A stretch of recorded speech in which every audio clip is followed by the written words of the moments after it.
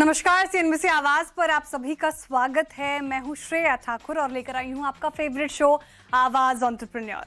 यहां हम बात करते हैं उन ब्रांड्स की जो भारत में इनोवेशन और क्वालिटी के नए स्टैंडर्ड सेट कर रहे हैं, साथ ही स्टार्टअप इकोसिस्टम के नए ट्रेंड्स, इंस्पायरिंग स्टार्टअप स्टोरीज और स्टार्टअप वर्ल्ड के बड़े मुद्दों पर भी होगी चर्चा।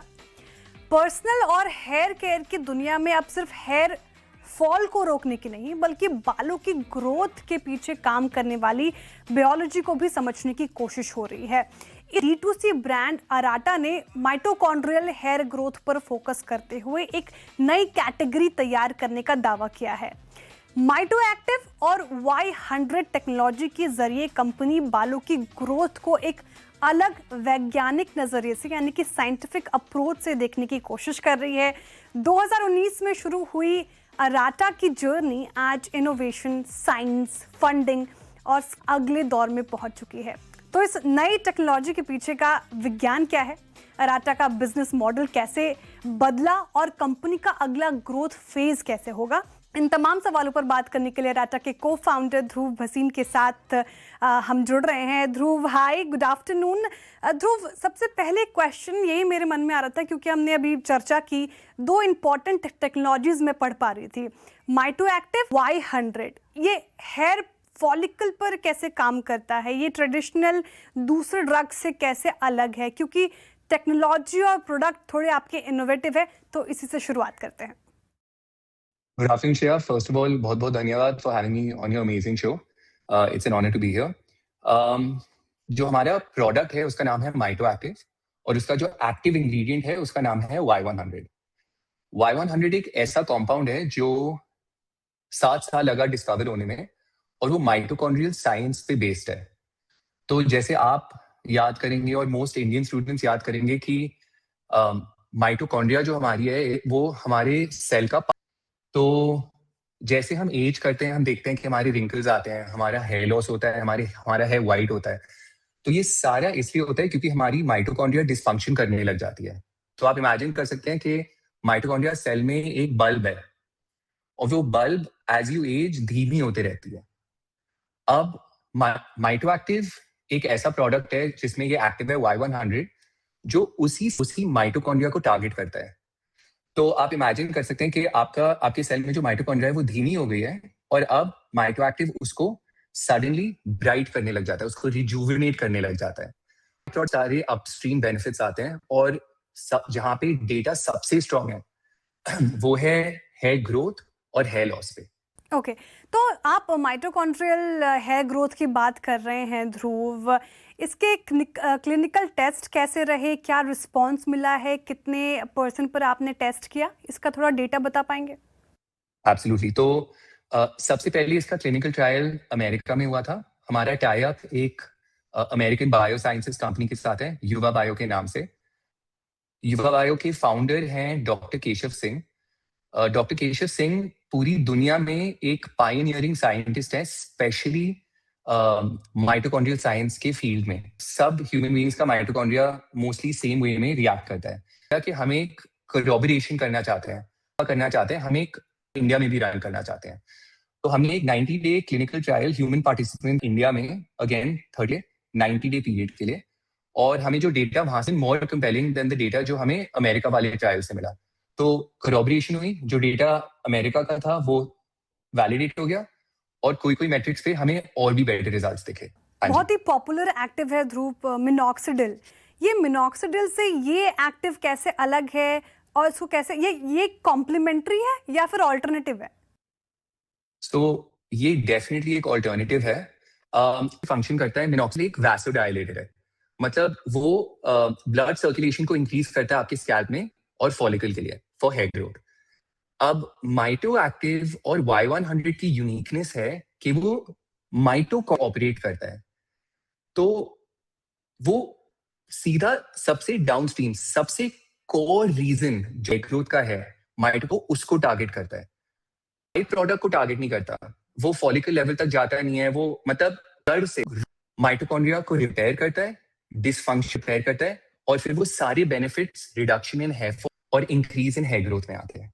तो ध्रुव, हालांकि ये जल्दी हो सकता है लेकिन ये प्रश्न पूछना काफी इंपॉर्टेंट हो जाता है ऐसे में, तो क्या ये बॉल्ड पर भी काम करता है? तो हेयर ग्रोथ के 4 फेज होते हैं: एनाजिन, कैटाजिन, टेलोजिन और एक्सोजिन। अब जिन लोगों के हेयर फॉलिकल्स लास्ट स्टेज के बाद चले गए हैं, वो उनको रिवाइव करना पॉसिबल नहीं है।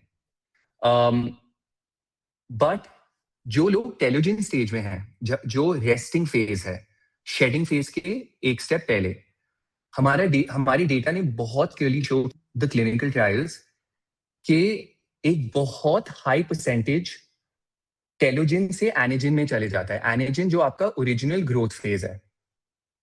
तो अगर आपका सवाल है कि जो लोग बिल्कुल बॉल्ड हैं, जिनका स्किन शाइनी हो गया है, वहां पे हेयर ग्रोथ आ सकता है, the answer is no. But जिन लोगों के पास एंड्रोजेनिक एलोपेशिया है, which is the biggest reason for baldness and hair fall globally, अगर आप स्टेज 1, 2 या 3 में हैं, जहाँ पे आप बॉल्ड पैचेस देख रहे हैं, जहाँ पे आपका हेयर गिर रहा है, जड़ रहा है, इसके लिए माइटो एक्टिव बहुत ही ज्यादा इफेक्टिव है। और हम ये क्लेम्स लाइटली नहीं लेते। ये क्लेम्स सारे ओनली एंड प्योरली डेटा से आए हैं। ध्रुव, आपने दो बात की थी अराटा की ऐसे पर्सनल केयर ब्रांड, फिर आप ब्रांड पर ज्यादा शिफ्ट होने लगे, तो ये शिफ्ट क्या कंज्यूमर डिमांड की वजह से आया या फिर यहाँ पर और बड़ी अपॉर्चुनिटी नजर आई आपको? आई थिंक डे 1 से हम अपने कंज्यूमर्स की बात सुनते हुए आ रहे हैं। हमने ओरिजिनली डे 0 हमने स्टार्ट किया था कि हमें एक गुड फॉर यू, एक फंक्शनल हेयर जेल और हेयर क्रीम बनाना चाहते थे। मेनली हमारा टारगेट था मेन स्टाइलिंग प्रोडक्ट्स के लिए, क्योंकि या तो मोस्ट मेन स्टाइलिंग प्रोडक्ट्स बिल्कुल नहीं यूज करते थे, या तो बहुत कम यूज करते थे, क्योंकि ये लॉजिक थी कि it's very bad for your hair. हमने सोचा कि हम एक ऐसा एक प्रोडक्ट क्यों नहीं बना सकते जो बहुत अच्छा स्टाइलिंग भी देता है, बट बहुत अच्छा है। तो हमने ये इनिशियल हाइपोथेसिस के साथ ये बिजनेस स्टार्ट किया था, बट हम जल्दी कि हमने एक यूनिसेक्स ब्रांड के नाते इसको लॉन्च किया, और हमने बहुत जल्दी रियलाइज किया कि हमारी एक्चुअली जेल और cream curly head women of India use कर रहे थे, और ये हमारे लिए बहुत ही सरप्राइजिंग आउटकम था, बहुत ही सरप्राइजिंग कंज्यूमर इंसाइट था। हमने सोचा कि gel and cream due to उसका नेचर जो है मेन यूज करेंगे, बट जब हमने थोड़ा और डीप डिग किया और हमने अपने कंज्यूमर से बात की, हमें ये पता चला कि बहुत ही बड़ा शॉर्टेज था of products curly head women के लिए, स्पेसिफिकली स्टाइलिंग के लिए। और वहां से हमें करे हेयर प्रोडक्ट्स के लिए, तो हम deeper hair products and different categories जैसे डैंड्रफ, फ्रिज और हेयर फॉल। तो आपके सवाल का जवाब ये होगा कि हमने हमेशा से कंज्यूमर की आवाज सुनी है, हमारा बिजनेस उन्हीं से ही डिक्टेट हुआ है। ध्रुव, लेकिन इस पूरे स्पेस में कंपटीशन बहुत है, बहुत सारे नए खिलाड़ी आ चुके हैं ऑलरेडी, और आगे भी स्कोप बहुत बड़ा है, क्योंकि मार्केट है ग्रोथ इंडस्ट्री की अगर आप देखें तो काफी बड़ी है। कंपटीशन को कैसे देखते हैं आप? कोई अराटा ही क्यों चुने? तो बहुत अच्छा सवाल है आपका। मैं आपको ये भी बोल दूंगा कि हेयर केयर मार्केट इतना बड़ा है, अराउंड 30,000 करोड़ से ज्यादा है, और 10-11% के कैगर पे ग्रो के hair care market actually skin care का ऑलमोस्ट डबल है। स्किन केयर अराउंड 17-18,000 करोड़ पे है। लेकिन हमने अभी तक कोई भी इंडियन ब्रांड्स नहीं देखे जिन्होंने बहुत बड़ा इम्पैक्ट किया है हेयर केयर पे। ये हमारे लिए सबसे बड़ा अपॉर्चुनिटी है। यही विजन हमने देखा था डे 1 से, कि सबसे बड़ा अपॉर्चुनिटी और लीस्ट इनोवेशन हेयर केयर में हो रहा है। वही same shampoo, conditioner, oil consumer को दिया जा रहा है, जब हम देख रहे हैं कि ग्लोबली बहुत इनोवेशन हो रहा है, बहुत अलग टाइप्स के फॉर्मेट्स इंट्रोड्यूस हो रहे हैं। हमने ये भी रियलाइज किया अपनी जर्नी में कि हम एक शैम्पू में कितना इनोवेट कर पाएंगे, कितना कंज्यूमर एक्सेप्टेंस होगा। तो इसी रीजन से हमने 2 साल पहले ये जर्नी स्टार्ट की कि हम कौन सी नई टेक्नोलॉजी जो बहुत क्रेडिबल है, जिसपे डेटा है, जिसपे रिसर्च है, क्लिनिकल ट्रायल्स हैं, जिसमें किसी टाइप का हम ऐसा कौन सा प्रोडक्ट या टेक्नोलॉजी ढूंढ सकते हैं जो अराटा ओन कर सकता है। और इसलिए we went down the road of mitochondrial technology. L'Oreal जैसे ब्यूटी जायंट्स के पास भी लॉन्जेविटी कॉम्पाउंड्स हैं, माइटोकॉन्ड्रियल कॉम्पाउंड्स हैं एक तरह, जो अब वो मेन स्ट्रीम बना रहे हैं लैंडकॉम जैसे ब्रांड्स में। ये उनका पब्लिक न्यूज है। हम इंडिया में सबसे पहला ब्रांड है जो किसी भी तरह का ब्यूटी प्रोडक्ट, मैं स्किन, हेयर, सारी चीजें इंक्लूड कर रहा हूँ, जो किसी भी टाइप का mitochondrial based science beauty product India में ला रहे हैं। और द फैक्ट कि हम सबसे डिफिकल्ट, सबसे इमोशनल, सबसे डीपेस्ट कॉल और हेयर ग्रोथ में ला रहे हैं, यही हमारा सबसे बड़ा डिफरेंशिएटर है। अब थोड़े नंबर्स पे बात करते हैं। 2019 में शुरुआत हुई थी, 2026 चल रहा है। रेवेन्यू के लेवल पर क्या ग्रोथ रही, वो साथ ही आगे की गाइडेंस क्या देंगे आप? तो हमारा कंसिस्टेंट ग्रोथ रहा है। हमारा कभी भी डीग्रोथ नहीं हुआ है। But since we are a venture capital, a VC back company, I think हमें वो फ्रीडम मिला, हमें वो अपॉर्चुनिटी मिली एक्सपेरिमेंटेशन के लिए। तो इसलिए 7 साल की जर्नी में हमारा है, कभी कभी इनकंसिस्टेंट रहा है, कभी कभी एक्सपोनेंशियल रहा है, कभी कभी इंक्रीमेंटल रहा है, बट रहा है। हम अराउंड लास्ट ईयर हम अराउंड 40% ग्रो किए हैं, 40-45% ग्रो किए हैं। और हमारा जो हमें ग्रोथ ट्रैजेक्टरी कि हम उस नंबर को 2x कर पाएंगे। हेयर ग्रोथ कैटेगरी में कस्टमर एक्विजिशन, तो आपका CAC और रेट क्या है? तो हम बहुत ही स्ट्रांगली CM2 पॉजिटिव कंपनी है। हमारा स्ट्रॉन्ग डबल डिजिट है, क्लोज टू 20%। इसका ये मतलब है कि हम हर ट्रांजैक्शन पे पैसा बनाते हैं।